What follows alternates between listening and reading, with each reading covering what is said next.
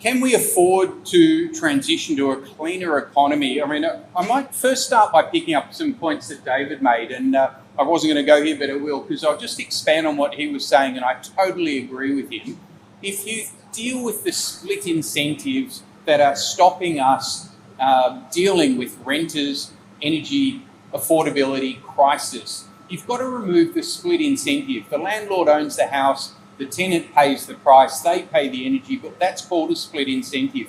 Unless you can resolve that successfully so that both parties win, invariably half of our population, the renter, just gets screwed, continues to be screwed. So I'm working with the Green Building Council, who works hand in glove with the Property Council of Australia, and they are working on exactly the sort of thing that David was talking about resolving the split incentive. Yeah. Now, it could be by forcing them to advertise, but we know there's a rental shortage, so telling renters that the house they're occupying is going to have a cheaper built, they can't get a house at the moment.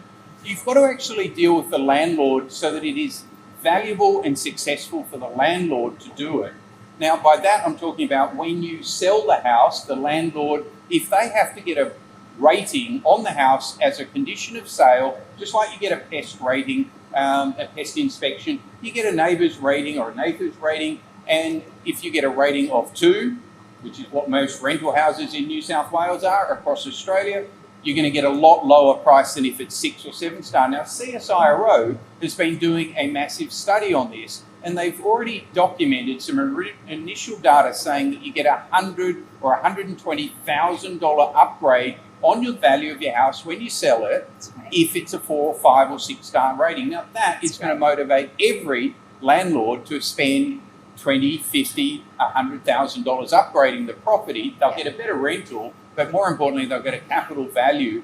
But I actually work on finance, so I'm talking to the CommBank, I'm talking to NAB, ANZ and Westpac, deep conversations with them. Now, what I mentioned CommBank, they've got a $1 trillion asset portfolio. If we can get them to see the merit of that, they will move. And when you move $1 trillion, or let's make it 3 trillion, because you've got 4 banks and their property portfolio is 50-60% of all their assets, we're talking about the biggest asset class in Australia, and you're talking about providing them the financial signal to encourage them to fund upgrades.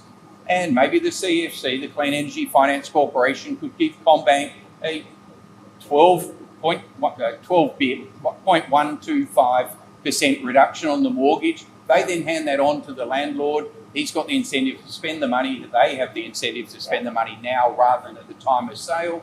You can actually solve it in a win-win-win. The bank wins, the environment wins, the tenant wins, the landlord wins. There is no major cost if you do it progressively. So it's about solving logically and then driving the supply chain. So if you want to put double glazing windows in Australia, it's actually quite difficult, it's expensive, you're relatively rare. Whereas if every single house being renovated has it, you can imagine the price of those double glazing windows is going to halve. So your capital cost goes down. Now, Saul Griffiths obviously does a lot of work in this area. He's quantified it. He's absolutely directionally right, and it's just a no-brainer for the environment, for the economy, for even CommBank, and they're all working on it. That's the really good news. So it is actually solvable, but as both Justin and David said, you just need the right political will to create the signal and then get the way out of the way so that the financial and corporates can deal with it and the landlords can deal with it and everyone can win.